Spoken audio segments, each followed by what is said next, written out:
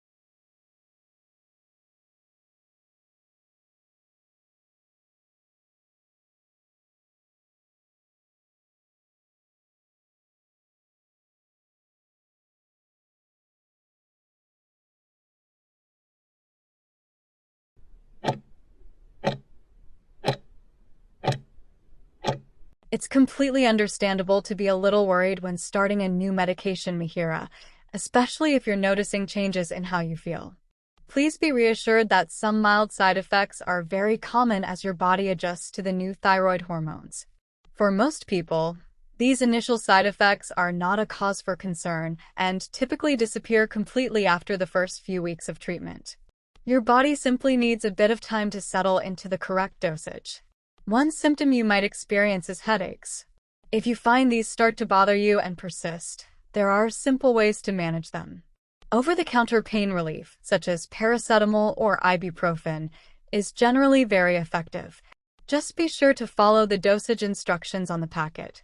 If the headaches become severe or if simple pain relievers aren't helping, please do not hesitate to contact your doctor. You might also notice a dry mouth, which is another frequent but minor side effect. To help manage this and keep yourself comfortable, a few simple strategies can make a big difference. Sip water frequently throughout the day to keep your mouth moist. Try chewing sugar-free gum to stimulate saliva production, or even suck on sugar-free sweets or lozenges. These actions will help lubricate your mouth and ease any dryness you feel. We'll monitor how you're feeling closely at your follow-up appointments.